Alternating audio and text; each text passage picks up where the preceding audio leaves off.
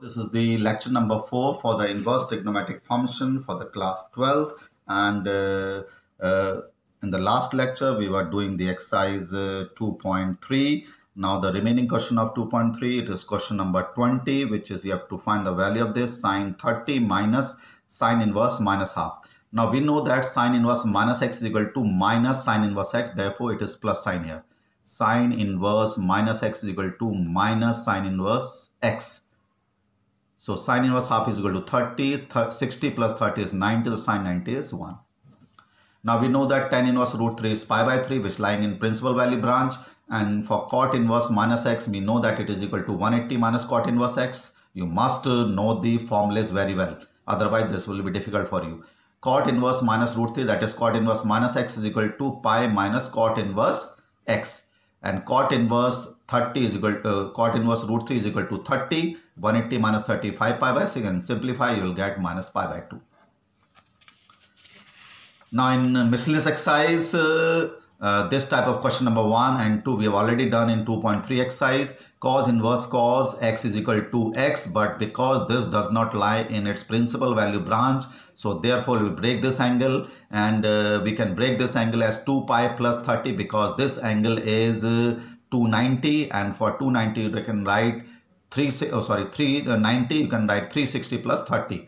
So 360 plus theta in the first quadrant, the cos will be positive. Now this line 5 upon 6 is lying in the principal value branch of cos inverse. So cos inverse cos pi by 6 is equal to pi by 6.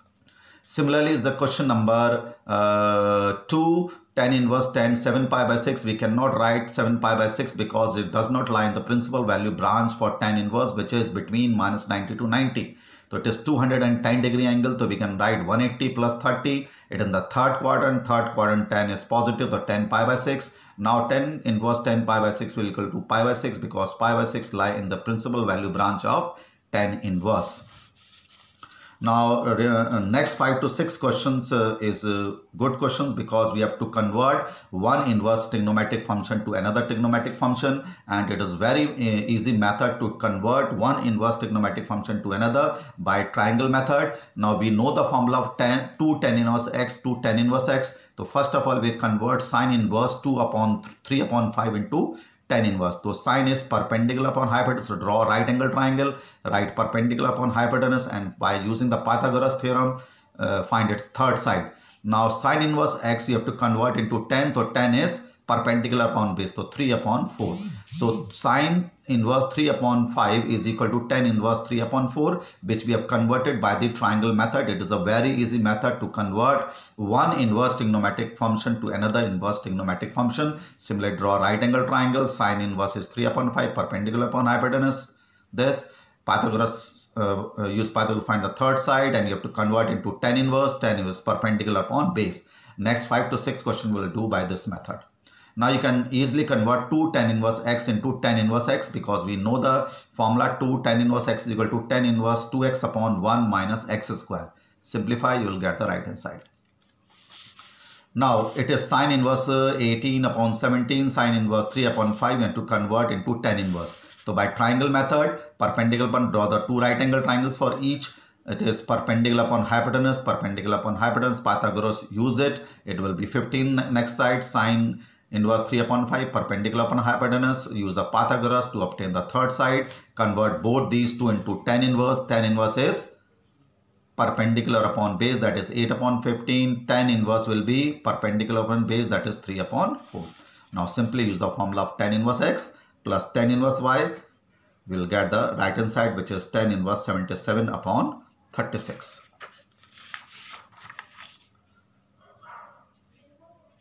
So this question we have already discussed. Let us take the remaining question of the miscellaneous exercise.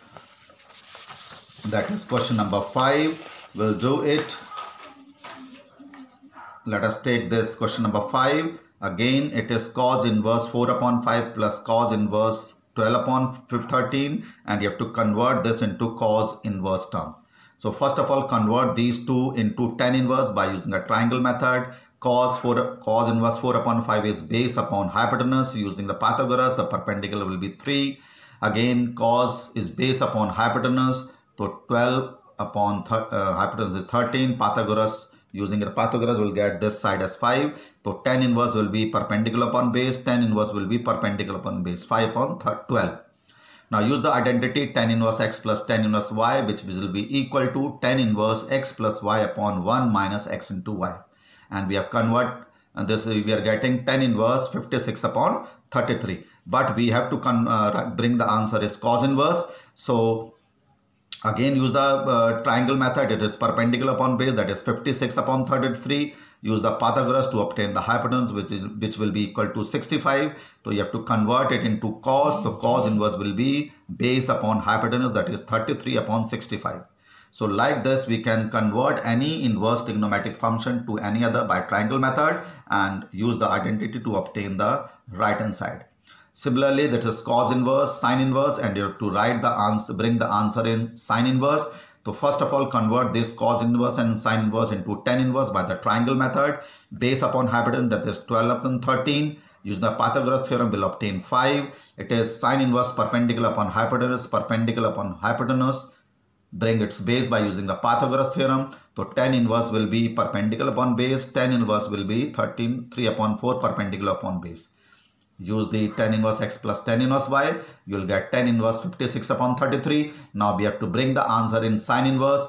So tan is perpendicular upon base. Use the Pythagoras theorem to obtain this side, which comes out to be 65. So we have to convert into sine inverse. Sine inverse is perpendicular upon hypotenuse, which will be equal to 56 upon 65. Again, the same method is there. We are starting with the right hand side because in the right hand side we have two terms and in the left hand side we have only one term. So we are starting in the right hand side. One term is sine inverse, another term is cos inverse. Using the triangle method, convert this into tan inverse. You can convert this into tan inverse because it is perpendicular upon hypotenuse, that is perpendicular upon hypotenuse. Using the Pythagoras, you will get base. It is base upon hypotenuse, that is base upon hypotenuse. Using the Pythagoras, you will get the perpendicular. To convert into tan, tan inverse will be perpendicular upon base. Tan inverse will be perpendicular upon base. Use the identity again with tan inverse x plus tan inverse y, which will be tan inverse x plus y upon 1 minus x into y. We'll get the left hand side. Now in question number 9, you have to prove that tan inverse root x is equal to half cos inverse 1 minus x upon 1 plus x. So simply let tan inverse root x is equal to theta. See the calculation. Tan inverse root x is equal to theta. If you take this tan inverse to the right hand side, it will become 10, and squaring both the side, you will get the value of x as tan squared theta. So the left hand side will be theta. Now I will prove that the right hand side will also be equal to theta, then they will be equal to each other. So what you are getting the value of x? X is tan square theta. So half cos inverse 1 minus tan square upon 1 plus tan square in the right hand side. We know that this is the formula for the cos 2 theta. Cos inverse cos 2 theta will be equal to 2 theta. You know it. And 2 theta into half will be equal to theta. The left hand side is theta. This is also theta. So they will be equal to each other. Now in question number 8, you have to prove that the sum of these four inverse trigonometric function is equal to pi by 4. So simply use tan inverse x plus tan inverse y in the first two terms, tan inverse x plus tan inverse y formula in the last two terms. We are getting tan inverse 12 upon 34 in the first two, tan inverse 11 upon 23 in the last two. Now again use the formula of tan inverse x plus tan inverse y, which will be equal to tan inverse x plus y upon 1 minus x into y. When you simplify it, you will get as 1, and tan inverse 1, you know it, it is equal to pi by 4. So it is an easy question. Tan inverse x plus tan inverse y in the first two, tan inverse x plus tan inverse y in the last two, and again tan inverse x plus tan inverse y formula, which will give tan inverse 1, which will be equal to pi by 4. Now question number 10 and 11 are very good questions, and they are important also. You have to simplify this expression cot inverse under root 1 plus sin x plus under root 1 minus sin x upon under root 1 plus sin x minus under root 1 minus sin x. Now you know the identity for 1 plus sin x and 1 minus sin x. You know that 1 plus sin x is equal to cos x by 2 plus sin x by 2 the whole square. If you find the whole square of this, you will get 1 plus sin x, because cos square x by 2 plus sin x square x by 2 will be equal to 1, and 2 cos x by 2 sin x by 2 is equal to sin x. Similarly here, similarly here, similarly here. Cos x by 2 minus sin x by 2 whole square will be equal to 1 minus sin x. Their square root will be simplified. Square is there and square root is there. Most of the term will be cancelled out. Sin x by 2, cos x by 2, you are getting 2 cos x by 2 upon 2 sin x by 2, which is equal to cot x by 2. So cot inverse cot x by 2 is equal to x by 2. This is also very good question. Tan inverse under root 1 plus x minus under root 1 minus x upon 1 plus x plus under root 1 minus x. तो let it here x is equal to cos theta. आप यहाँ पर x cos theta let कीजिए. So 1 plus cos theta under root 1 minus cos theta, 1 plus cos theta, 1 minus cos theta. Now you know the identity for 1 plus cos theta, it is 2 cos square theta by 2. You know the identity for 1 minus cos theta, we don't know, learn it. 1 minus cos theta is equal to 2 sin square theta by 2. Similarly in the denominator, 2 cos square theta by 2, 2 sin square theta by 2. If we find the square root of this, cos theta by 2, sin theta by 2, cos theta by 2, sin theta by 2. Root 2, taking root 2 common in the numerator and denominator, they will be cancelled out. And this type of question you have done in the previous exercise also. Divide numerator and denominator by cos theta by 2. It will be 1 minus tan theta by 2, 1 plus tan theta by 2. Sin upon cos is tan. This. Now you know the formula. This also 1 minus tan theta by 2 upon 1 plus tan theta by 2 is formula for tan 45 minus theta by 2. Tan pi by 4 minus theta by 2. This formula. You don't know, learn it. So tan inverse tan theta is equal to tan theta. Now put the value of theta from here. The value of theta will be cos inverse x is equal to theta. So put the value of theta here, cos inverse x upon 2. Now you have to simplify this sin tan inverse x. Now if we have sin here, so we must convert this into sin inverse. Now x means x upon 1. So again use the triangle method. Tan is perpendicular upon base. So perpendicular upon base. So use the Pythagoras to obtain its hypotenuse, which is under root 1 plus x square, and convert into sine. Now sine is perpendicular upon hypotenuse. So sine, convert this tan inverse into sine inverse, which is perpendicular upon hypotenuse. Perpendicular upon hypotenuse. Now sine inverse x is equal to x. So this is the simplified form of this expression. Question number 12. See it very carefully. You have to prove that this expression is equal to 9 upon 4 sine inverse 2 root 2 upon 3.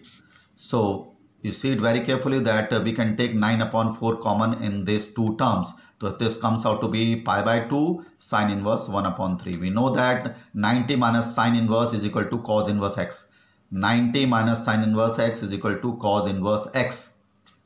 Now we need the sine inverse x on the right hand side. So you use the triangle method to convert it into sine. So it is base upon hypotenuse. So this is base upon hypotenuse. Root the Pythagoras theorem to obtain its perpendicular, which comes out to be root 8. So convert its cos inverse into sine inverse, which is equal to perpendicular upon hypotenuse. So cos inverse 1 upon 3 is equal to sine inverse root 8 upon 3. For root 8 you can write 2 root 2. So conversion you know now very well. Use the triangle method to convert one of the inverse trigonometric function to another inverse trigonometric functions. Question number 13 of the miscellaneous exercise. You have to solve it. Solve means you have to find the value of x. You have to find the value of x. It is a good question. Now we know the formula for 2 tan inverse x, which is equal to tan inverse 2x upon 1 minus x square. In place of x we have cos x. So 2 tan inverse x is equal to tan inverse 2x upon 1 minus x square. And right hand side as it is, this tan inverse will be cancelled out. So what we are getting, 2 cos x upon sin square x, 2 cosec x. 2 से 2 cancel out. So it comes out to be, simplifying, we are getting cos x sin x is equal to sin square x. You can take sin x common in these two. So it comes out to be cos x minus sin x equal to 0. Now sin x is equal to 0 and cos x minus sin x is equal to 0, which gives sin x is equal to cos x. That is sin upon cos is equal to 1. So tan x is equal to 1 and tan x is equal to 1 for x is equal to 45. The value of x will be 45. Now sin x is equal to 0 will not be the solution of this equation, because x is equal to 0 is not satisfying this equation, because if you put x is equal to 0 you will get non-defined value. So x is equal to 0 is not the solution of this. So the only solution of this equation is pi by 4. Question number 16, see it very carefully, because in each and every step we are using some or other formula. Sin inverse 1 minus x is equal to minus 2 sin inverse x is equal to pi by 2. Again you have to simplify, that is you have to find the value of x. See it very carefully. Now I have taken this sin inverse 1 minus x to the right hand side, so it comes out to be 90 minus sin inverse 1 minus x. Now you know that 90 minus sin inverse x is equal to cos inverse x. 90 minus sin inverse x is equal to cos inverse x. You know this identity. Take this cos inverse to the left hand side, so it comes out to be cos inverse converted into cos. Now we know that cos minus theta is equal to cos theta. Cos minus theta is equal to cos theta. Cos minus this is theta. So cos minus theta is equal to cos theta. Now we use the identity of cos 2 theta, which is equal to 1 minus 2 sin square theta. Cos 2 theta is equal to 1 minus 2 sin square theta. Cos 2 theta का formula हमने यहाँ पे use करा है, which is 1 minus 2 sin square theta is sin inverse x. Okay. Now sin square theta means sin theta whole square. So sin square sin inverse x, we can write sin inverse x whole square, because this sin square theta will be equal to sin theta whole square. You know this. This the meaning of these two is same. So once a 1 will cancel out, it comes out to be this. So 2x square is equal to minus x, will take to the left hand side. Now this sin inverse x is equal to x. So this the value, this become x square. This, say it very carefully. This. So you are getting a quadratic equation. Solve this quadratic equation. We are getting x is equal to 0 and x is equal to half. And x is equal to half is not satisfying this equation. When you put the value of x half will not get 90. So this is the solution of this question. It is a good question. Now again you have to solve it. Now because we know the formula of 2 tan inverse x and we have a half, so take this 2 to the left hand side, so it becomes 2 tan inverse 1 minus x upon 1 plus x. Now you know the formula of 2 tan inverse x, which will equal to tan inverse 2x upon 1 minus x square. This is x. 2 tan inverse x is equal to tan inverse 2x upon 1 minus x square. X is 1 minus x upon 1 plus x.